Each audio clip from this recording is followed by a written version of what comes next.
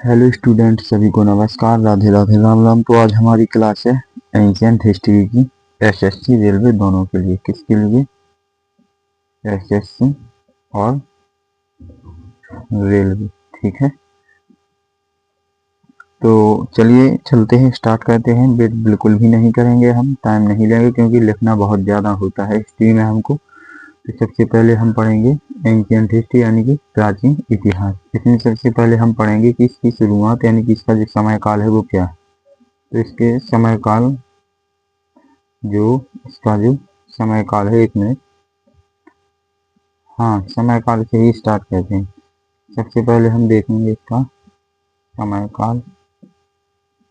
समय काल यानी कि पीरियड। ठीक है, इसका हमको पीरियड देखना है, कब से कब तक। तो सबसे पहले हम देखेंगे इसका समय काल डॉक्टर BA स्मिथ के अनुसार। किसके अनुसार? डॉक्टर BA स्मिथ के अनुसार। इन्होंने क्या बताया था? तो इन्होंने समय काल 2500 ईसा पूर्व से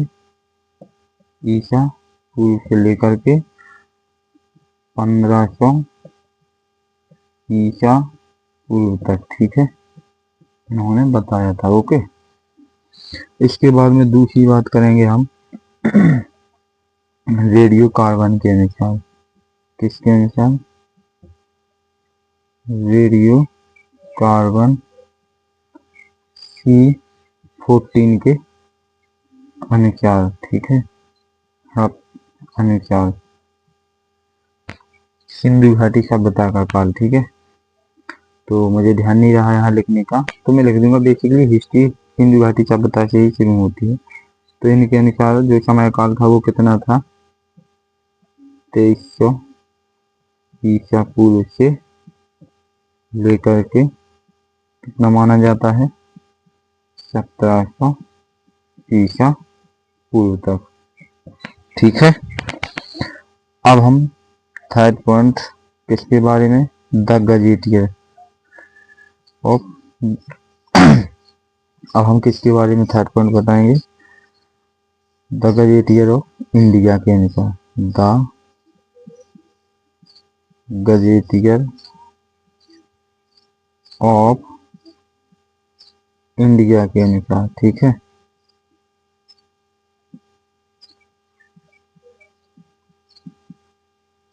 इनके अनुसार जो सिंधु घाटी सभ्यता का कार्यकाल है वो माना जाता है 1400 ईसा पूर्व से 1700 ईसा पूर्व तक। ठीक है, चलिए तो इसके नोट्स बना लेना आप लोग, मैं इसको मिटा देता हूँ। ठीक है, चलिए तो चलते हैं। अब हम बात करेंगे इसकी खुदाई कब किसने की। ठीक है, तो सिंधु घाटी सभ्यता, सिंधु घाटी सभ्यता, Indus valley civilization, Indus valley civilization. ठीक है, सिविलाइजेशन। ओके, हम बात करेंगे सबसे पहले अलेक्जेंडर कनिंघम की। किसकी? अलेक्जेंडर कनिंघम की। ठीक है, अलेक्जेंडर कनिंघम।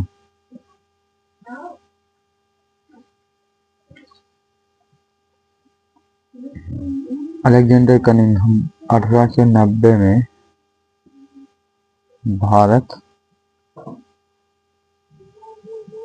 आए। ठीक है, और इन्होंने भारत आए, इन्हें भारतीय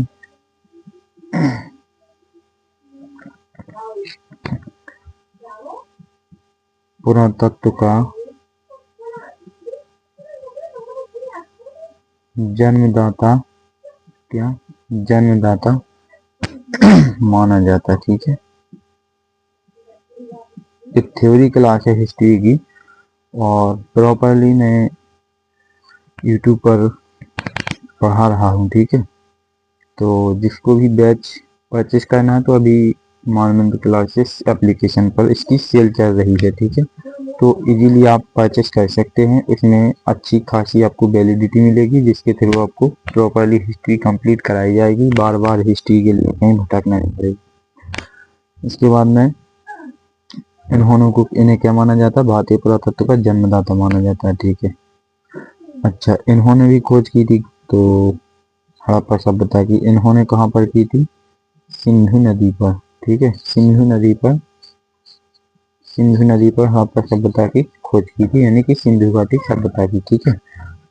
बाद में इसको हड़प्पा सभ्यता और सिंधु घाटी सभ्यता का मतलब है कि हड़प्पा सभ्यता की खोज सिंधु घाटी जो नदी है वहां पर, और हड़प्पा एक स्थान है, ठीक है। चलिए, अब दूसरा पॉइंट है हमारा, दूसरे 1899 से 1905 में लॉर्ड कर्जन भारत आए, ठीक है। जब भारत आए तो ये यहाँ पर तो बनेगा नहीं, भारत आए, और इन्हें क्या कहा जाता है, भारत आए, और 1905 में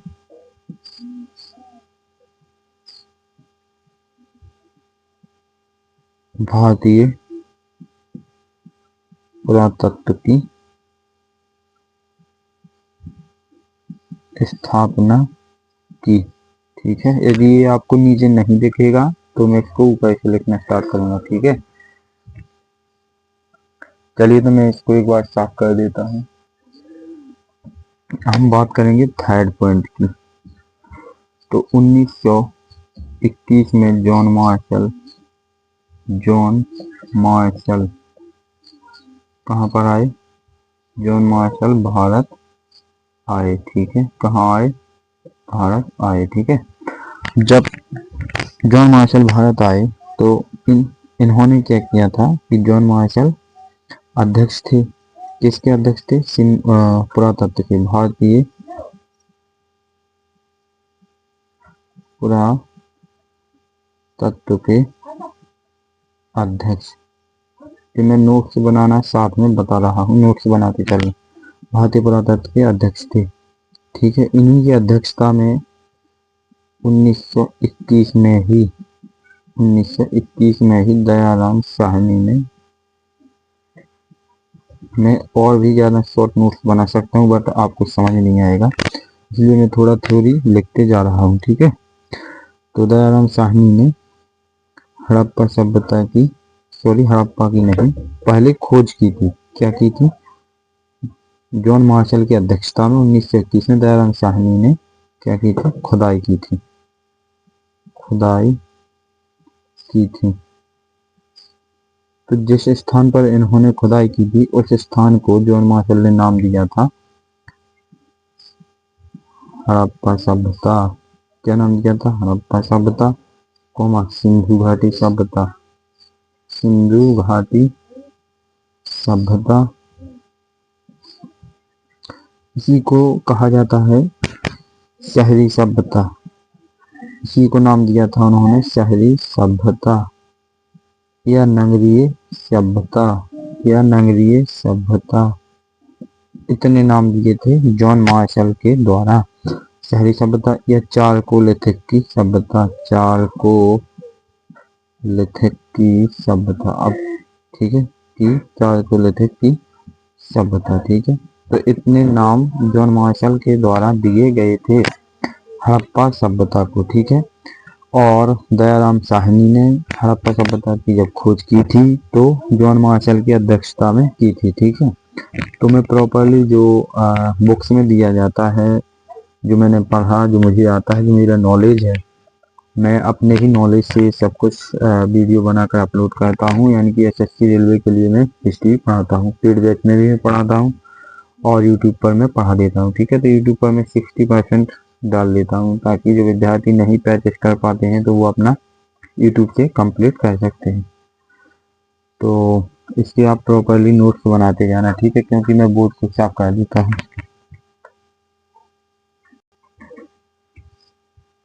तो अभी मैं टॉपिक वाइज पढ़ाऊंगा, ठीक है। तो अभी मैं कुछ पॉइंट्स आपको बता देता हूँ जो एंशिएंट हिस्ट्री में हमको पढ़ने होते हैं। तो यहाँ पर मैं बात करूंगा अभी तांबे के साक्ष्य की। किसकी? सबसे पहले मैं बात करूंगा कि ये सिंधु घाटी सभ्यता फैली कहाँ कहाँ पर है, ठीक है। तो मैं यहाँ पर ले लेता हूँ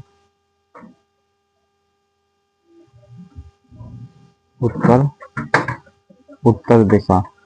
उत्तर दिशा में हम देखेंगे तो सबसे पहले 1 मिनट, चलिए। तो हम बात कर रहे थे थोड़ा इश्यू था मुझे, चलिए हम बात कर रहे थे उत्तर दिशा में। तो उत्तर दिशा में सिंधु घाटी सभ्यता का जो विस्तार है वो चेनाब नदी पर, कहाँ पर? चेनाब नदी पर अखनूर के निकट। अखनूर कहाँ पर पड़ता है? जम्मू कश्मीर, ठीक है, जम्मू कश्मीर। और अखनूर में कहाँ? मांडा। ये मांडा एक जगह है, ठीक है। चलिए अब हम दूसरे की बात करते हैं।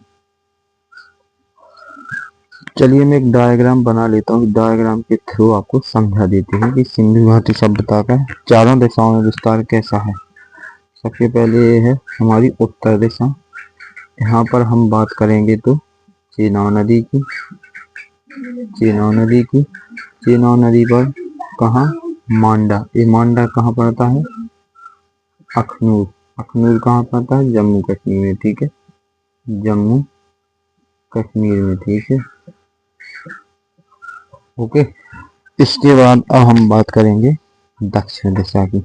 दक्षिण दिशा में बात करेंगे हम दैमाबाद। ये दैमाबाद कहाँ पड़ता है? महाराष्ट्र, ओके। ये दैमाबाद महाराष्ट्र में पड़ता है, गोदावरी नदी पर।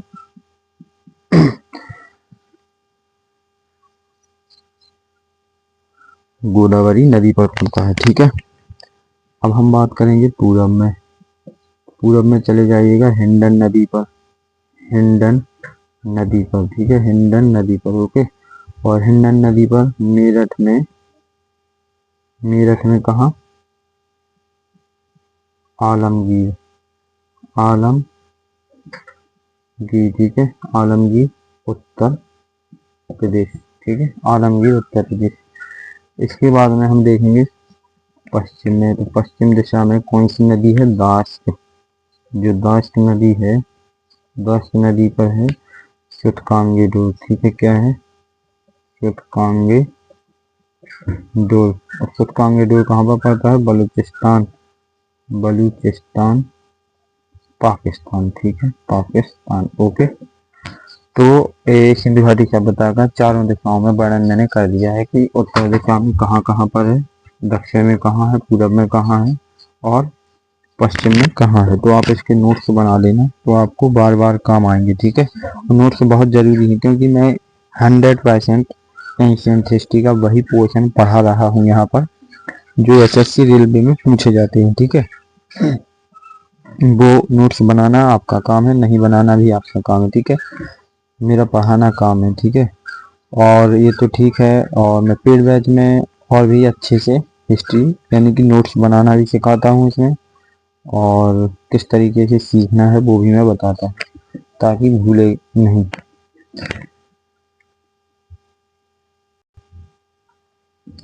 चलिए अब हम बात करते हैं नेक्स्ट पॉइंट की।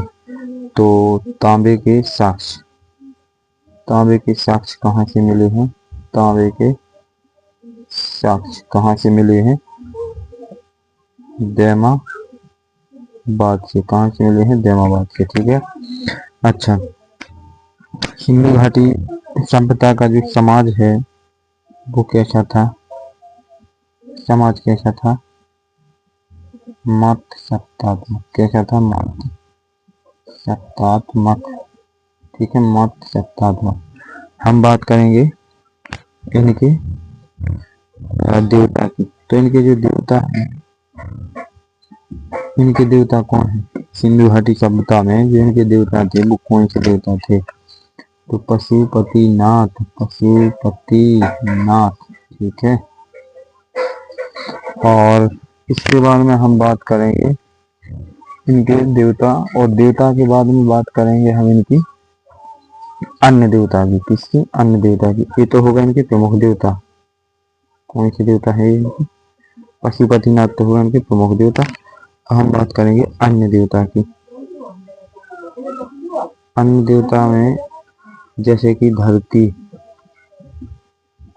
ठीक है, पीपल का वृक्ष, पीपल का वृक्ष, सर्प, एक सिंगी बैल, इनके एक सिंगी बैल, एक सिंगी बैल, तो इनके अन्य देवता है, ठीक है। इसके साथ ही हम इनकी बात करेंगे व्यवसाय की। इनका व्यवसाय क्या था? इनका व्यवसाय था वस्तु विनिमय प्रणाली, वस्तु विनिमय प्रणाली, ठीक है।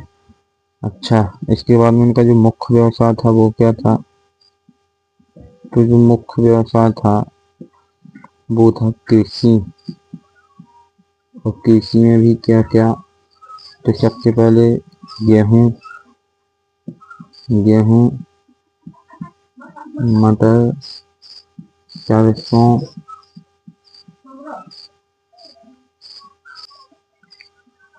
सरसों, सरसों के बाद कपास, चावल,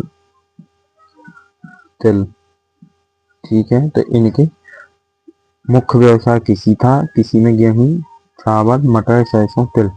इसके बाद में जो इनके देवता थे तो प्रमुख देवता पशुपतिनाथ, और अन्य देवता धरती, पीपल का वृक्ष, सर्प और एक सिंगी बैल, ठीक है। तो इनको प्रॉपर नोट्स बनाते जाइएगा, ठीक है। पशुपतिनाथ अपने आप में क्या थे? पशुपतिनाथ अपने आप में क्या थे? तो ये तो हुई पशुपतिनाथ। तो ये हुए पशुपतिनाथ की मैं मूर्ति यहाँ पर बना देता हूँ कुछ इस तरीके से। इनके हाथों में यहाँ पर भी चूड़ियाँ थी, यहाँ पर भी चूड़ियाँ थी, ठीक है। यहाँ पर भी चूड़ियाँ, यहाँ पर भी चूड़ियाँ। इसके बाद में बात करेंगे हम, तो ये है दायां हाथ, और दाएं हाथ की तरफ कौन से साक्ष्य मिले? हाथी के, कौमा बाघ के, ठीक है। दाएं हाथ, पशुपतिनाथ के दाएं हाथ हमें हाथी के और बाघ के साक्ष्य मिले। अब हम बात करेंगे बाएं हाथ की। तो बाएं हाथ में यहाँ पर गेंडा और भैंसा, भैंसा के साक्ष्य मिले, ठीक है। अब हम बात करेंगे पैरों की। तो इस पैर के नीचे एक मोर के साक्ष्य, और इस पैर के नीचे एक मोर के साक्ष्य, टोटल दो मोर। कितनी? दो मोर। और दोनों मोर के नीचे दो हिरण के साक्ष्य, ठीक है। दोनों मोर के नीचे दो हिरण के साक्ष्य। तो ये तो हुआ पशुपतिनाथ का वर्णन, ठीक है।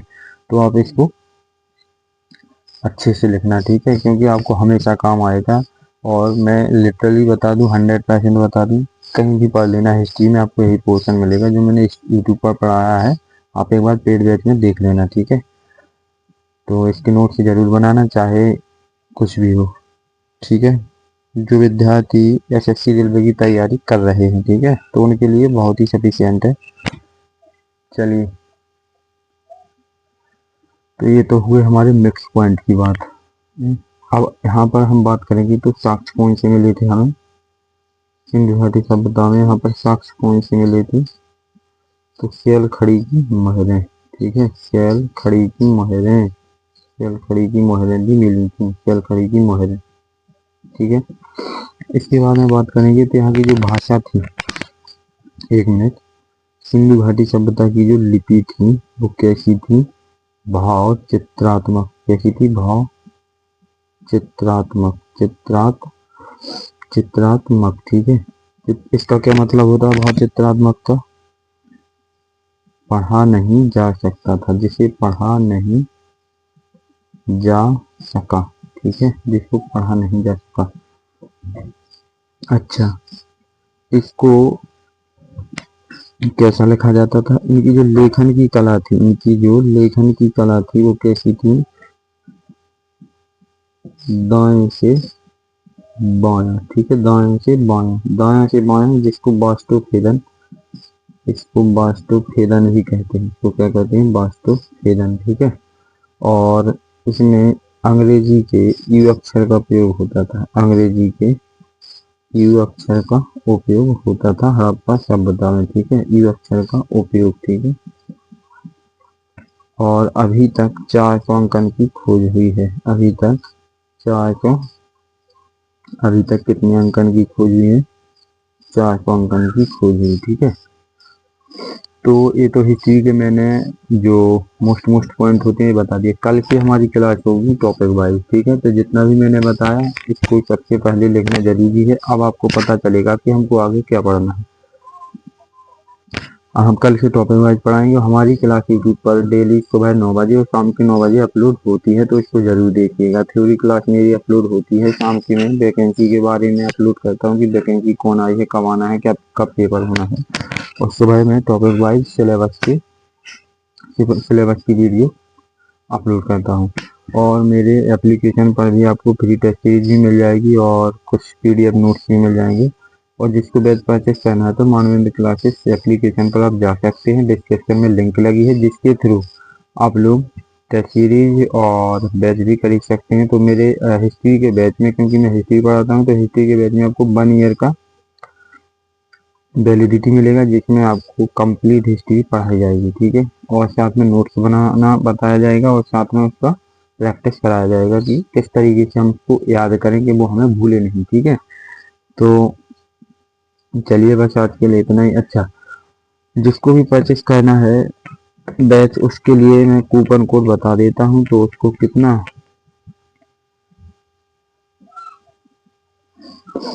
ये मेरा कूपन कोड है MC098 कूपन है और इस पर आपको 50% डिस्काउंट मिलेगा, ठीक है। कितना, 50% डिस्काउंट मिलेगा।